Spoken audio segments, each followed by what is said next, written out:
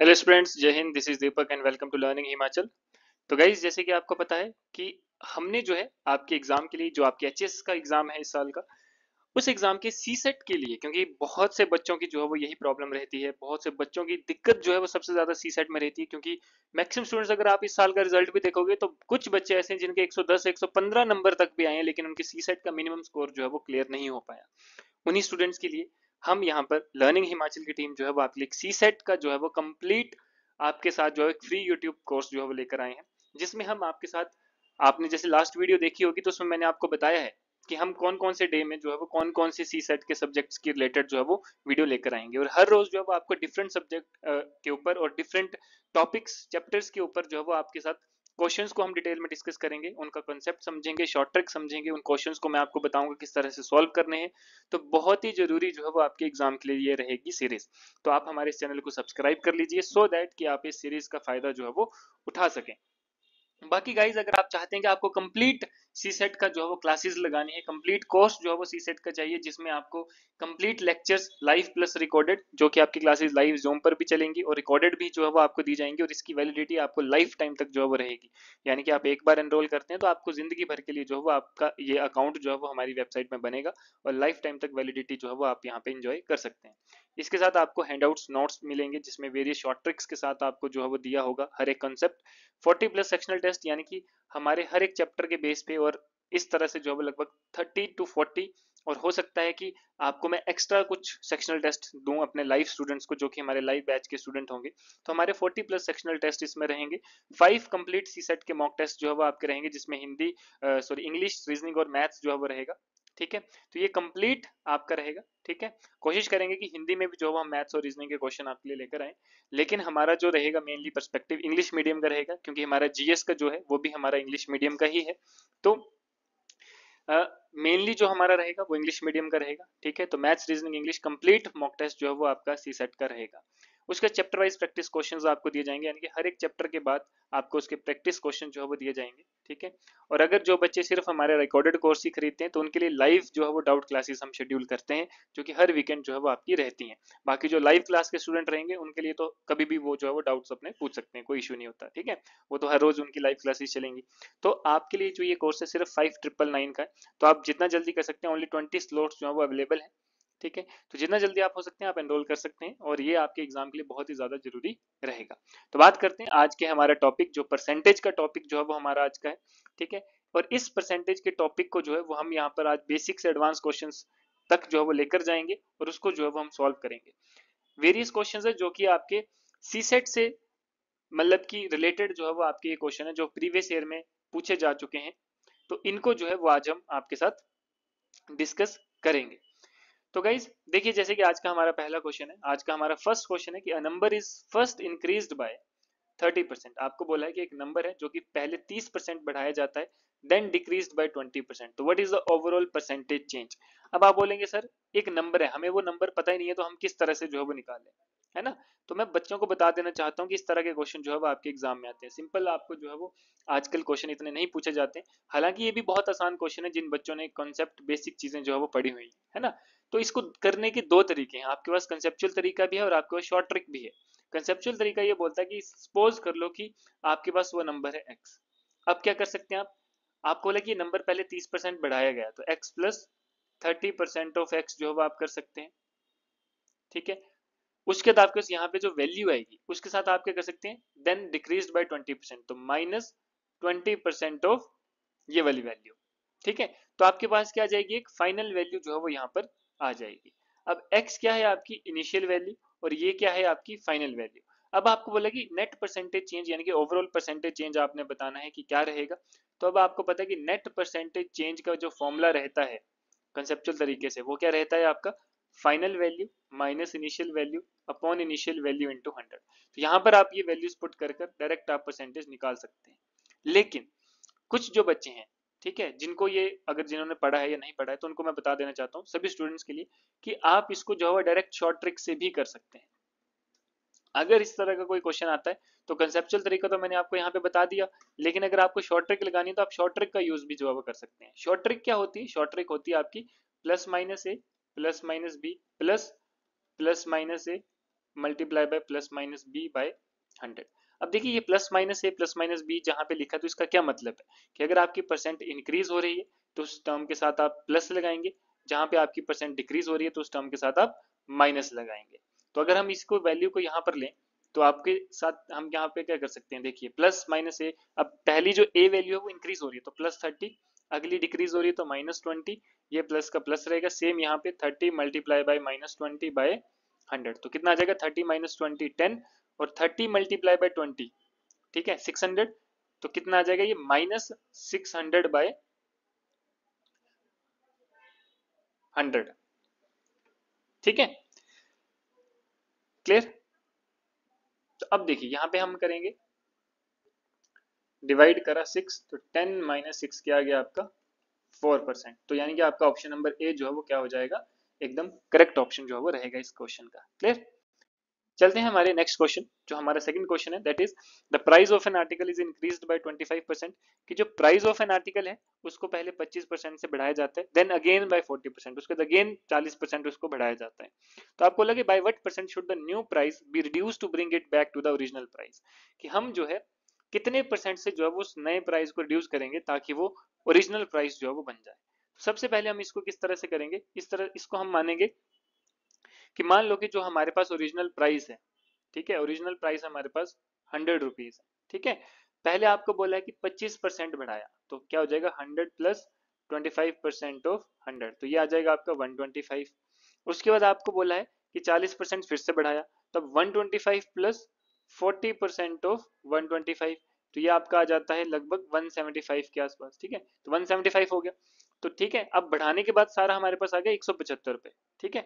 अब आपको बोला कि कितने परसेंट से हम इस नए प्राइस को डिक्रीज करेंगे, यानी कि 175 को हम कितने परसेंट से डिक्रीज करेंगे कि हमारे पास क्या आ जाए, ओरिजिनल प्राइस आ जाए। तो देखिए जिस तरह से स्टेटमेंट दी है उसी तरह से आपने इक्वेशन बनाई, और ये ऐसे ऐसे क्वेश्चन ही आपके एचएस की सी सेट में या फिर अदर सी सेट जो एग्जाम देते हैं आप अदर स्टेट्स के या यूपीएससी के, तो वहां पे इस तरह के क्वेश्चन आपसे पूछे जाते हैं, ठीक है। अब यहाँ पे आपके पास न्यू प्राइस है 175, आपको बोला कि 175 को आप कितने परसेंट से कम करेंगे, अब माइनस करना ना कि रिड्यूस करना है, तो यानी कि माइनस करेंगे, मान लो कि हम x परसेंट से इसको कम करेंगे, ठीक है, और जब हमने इसको x परसेंट से कम करा तो हमारे पास ओरिजिनल प्राइस आना चाहिए, ओरिजिनल प्राइस हमारे पास क्या था 100 था। अब ये इक्वेशन बन गई हमारी, अब सिर्फ हमने क्या करना है इस इक्वेशन को सॉल्व करना है। जब हम इस इक्वेशन को सॉल्व करेंगे तो हमारे पास किसकी वैल्यू आएगी, हमारे पास आएगी x की वैल्यू की इतने परसेंट से जो है वो हम इसको डिक्रीज करेंगे, ठीक है। तो जब हम इस इक्वेशन को सॉल्व करेंगे इसका एलसीएम लेकर, ठीक है, तो हमारे पास क्या वैल्यू आएगी, देखिए 175, ये पूरी माइनस की वैल्यू साइड जाएगी तो प्लस की हो जाएगी, ये 100 इस साइड आएगा तो माइनस का हो जाएगा, तो 175 minus 100 75, that is equals to x upon 100 into 175, तो x is equals to cross multiply करेंगे 7500 अपॉन 175, ठीक है, डिवाइड कर कर हमारे पास आएगा लगभग 42.8%। अब आप बोलोगे सर ये ऑप्शन में नहीं है, तो आप नियर बाय देखेंगे 42 के आसपास का जो भी ऑप्शन रहेगा, ठीक है, कि कितने परसेंट से जो है वो आप डिक्रीज करेंगे, तो दैट इज 45, ठीक है, तो आप 45 को जो है वो टिक कर सकते हैं। क्लियर, चलिए नेक्स्ट क्वेश्चन की अगर हम बात करें, नेक्स्ट क्वेश्चन है कि student scores 40% in an exam and fails by 20 marks. आपको बोला है कि एक स्टूडेंट है जो कि 40% मार्क्स जो है वो सिक्योर करता है और 20 नंबर से फेल हो जाता है, ठीक है, और अगर बोला गया कि वो 50% स्कोर करता तो वो 10 नंबर से जो है वो पास हो जाता, तो इसका मतलब क्या है कि अगर उसने 40% मार्क्स जो है लिए, लेट अस सपोज कि उसके मार्क्स x हैं, तो अगर उसने 40% मार्क्स लिए तो 20 नंबर से फेल हो गया, तो इसका मतलब क्या है कि अगर वो 40% मार्क्स लेता है साथ में 20 नंबर और लेता तो वो क्या हो जाता, पास हो जाता। वहीं अगर बोला कि फेयर स्कोर्ड 50%, अगर वो 50% लेता तो उसके 10 नंबर जो है वो एक्स्ट्रा आते, तो इसका मतलब कि पासिंग मार्क्स कितना होता है, इससे 10 नंबर कम होता तो ये भी पास होता। तो अब ये इक्वेशन 1 है, ये इक्वेशन 2, अब क्या करेंगे इसको इक्वेट करेंगे, क्यों, क्योंकि दोनों पासिंग की इक्वेशन है ना, तो दोनों को हम इक्वेट कर लेंगे, यानी कि 40% ऑफ x प्लस 20 को हम क्या कर लेंगे is equals to 50% of x minus 10। तो जब हम इसको सॉल्व करेंगे तो हमारे पास किसकी वैल्यू आएगी, x की, तो किस तरह से 40% ऑफ x यानी कि 40 by 100 into x plus 20 is equals to 50 upon 100 into x minus 10, ठीक है, ये माइनस 10 इस साइड जाएगा, ये 40 वाला इस साइड ले आओ, तो क्या बन जाएगा आपका 50x by 100 minus 40x by 100 is equals to ये 20, और माइनस 10 उस साइड जाएगा तो प्लस 10, तो 20 प्लस 10 30, एलसीएम ले लेंगे, एलसीएम इसका 100 आ जाएगा, 50x minus 40x 10x is equals to 30। तो कितना आ जाएगा ये और ये कैंसिल, तो x is equals to 30 multiply by 10 that is 300। ठीक है, तो यहाँ पर जो है वो आपका आंसर कितना आ जाएगा, 300 जो है वो आपका आएगा आंसर। क्लियर। तो अब देखिए, अब आपको पूछा गया what is the passing marks. ठीक है, अगर टोटल मार्क्स जो है वो उसके 300 आए हैं, तो आपको क्या पूछा है कि पासिंग मार्क्स कितने हैं, तो पासिंग मार्क्स कितने होने चाहिए, या तो इसी क्वेश्चन में वैल्यू डाल दो या फिर इसी क्वेश्चन में वैल्यू डाल दो। तो 40% ऑफ 300 प्लस 20, तो कितना आ जाएगा ये और ये कैंसिल, ये और ये कैंसिल, 43 जा 120। ठीक है, एंड 120 प्लस 20 ये आ जाएगा आपका 140। तो 140 जो है वो आपका सही हो जाएगा, यहाँ पे 140 आप कर सकते हैं। ठीक है, तो 140 यानी कि आपका ऑप्शन बी जो है वो करेक्ट जो है वो आपका हो जाएगा। क्लियर। चलिए बात करते हैं नेक्स्ट क्वेश्चन की। ठीक है, नेक्स्ट क्वेश्चन है हमारा कि the population of town increases by 10% in the first year and decreases by 5% in the second year. If the present population is 20,000, then what was the population 2 years ago? ठीक है, कि आपको बोला है कि अभी जो है अगर प्रेजेंट पॉपुलेशन आपकी कितनी है, 20,000 है, तो 2 साल पहले जो है वो आपकी पॉपुलेशन कितनी होगी। क्लियर। तो इसको आप क्या कर सकते हैं, मान लो कि कोई पॉपुलेशन जो 2 साल पहले की पॉपुलेशन है, मान लो वो आपकी पी है या फिर एक्स है ना। अब आपको बोला कि 10% उसकी पहले साल में बढ़ी है, तो पहले साल में 10% बढ़ी है, तो कितना आ जाएगा पी प्लस 10% ऑफ पी। ठीक है, तो ये जब हम करेंगे तो ये आपके पास आ जाएगा 110 पी बाय 100। ठीक है, तो फर्स्ट ईयर की population, then decreases by second year. Second year जो है वो पॉपुलेशन डिक्रीज होगी, यानी कि माइनस 5% ऑफ 110 पी बाय 100। और जब ये डिक्रीज हुई तो अभी आपके पास जो प्रेजेंट पॉपुलेशन है वो कितनी है, दैट इज इक्वल्स टू 20,000, यानी कि this value is equals to 20,000। ये आपकी प्रेजेंट पॉपुलेशन है, तो इसका मतलब इनिशियल वैल्यू क्या है आपकी, पी है। तो जब आप इस इक्वेशन को सॉल्व करेंगे तो आपके पास क्या आ जाएगा, पी की वैल्यू यानी कि जो इनिशियल पॉपुलेशन है आपकी 2 साल पहले की, उसकी वैल्यू जो है वो निकल जाएगी। डन, इसको आप सॉल्व कर सकते हैं। ठीक है, तो जब इसका एलसीएम लेंगे, इसको कट करेंगे तो 5 20 ये और ये कैंसिल। ठीक है, तो 110 by 100 minus 11 P by 100 into 2 that is equal to 20,000। ठीक है, तो जब आप इसका एलसीएम लेंगे तो 200। ठीक है, और इसको सॉल्व करके आपके पास आंसर आएगा 19,200, यानी कि ऑप्शन सी जो है वो आपका करेक्ट हो जाएगा। डन। बात करते हैं परसेंटेज की ही आज के लास्ट क्वेश्चन की। ठीक है, तो मतलब कि मैंने आपको हर एक वैरायटी का क्वेश्चन जो है वो यहाँ पे परसेंटेज के टॉपिक से करवाया है, सो दैट कि आपको ये आइडिया हो जाए कि आपके क्वेश्चन अगर परसेंटेज से आते हैं तो किस तरह का क्वेश्चन पूछा जा सकता है। ठीक है, अब जैसे आपको बोला कि एक पर्सन है स्पेंड 70% ऑफ हिज इनकम, अगर वो 70% अपनी इनकम जो है वो स्पेंड कर देता है, मान लो कि उसकी इनिशियल इनकम क्या है, उसकी इनिशियल इनकम है 100 रुपीज, है ना, क्योंकि हमें तो सॉल्व करना है, हम तो एक्स भी मान सकते हैं, कोई बड़ी बात नहीं है ना। 100 लेंगे ताकि हमारी कैलकुलेशन आसान हो जाए। तो मान लो कि वो 100 रुपीज है, और आपको बोले कि एक पर्सन है जो कि स्पेंड कर रहा है 70% ऑफ हिज इनकम की, 70% अपनी इनकम का जो है वो स्पेंड कर रहा है। तो यानी कि 70% जो है वो अपनी इनकम का स्पेंड कर रहा है, तो उसके पास कितने बचते हैं, यानी कि कितने उसने स्पेंड कर दिए, 70 रुपीज। ठीक है, तो 70 रुपीज क्या आ जाएगा, उसका एक्सपेंडिचर आ जाएगा। ठीक है, अब आपको पता है ना इनकम इज इक्वल्स टू क्या होता है, सेविंग प्लस एक्सपेंडिचर, है ना, income is equal to saving plus expenditure आ गया। तो अगर 70% वो अपनी इनकम का स्पेंड कर रहा है तो उसके पास एक्सपेंडिचर कितना, 70 का। If his income increased by 20% and his expenditure increases by 10%, then what is the percentage increase in his saving? तो पहले तो आप ये देखेंगे कि अगर उसका एक्सपेंडिचर जो है वो 70 है, इनकम 100 है, तो सेविंग कितनी होगी, 30 रुपीज, यानी कि इनिशियल सेविंग कितनी आ गई, इनिशियल सेविंग आ गई आपकी 30 रुपीज। अब आपको बोला कि इनकम जो है वो 20% से बढ़ा दी गई है, पुरानी इनकम 100 थी, 20% बढ़ा दिया, तो नई इनकम कितनी होगी, 120 रुपए। एक्सपेंडिचर इंक्रीजेस बाय 10%, एक्सपेंडिचर भी जो है वो क्या है 10% से बढ़ा दिया है, तो 70 था पहले।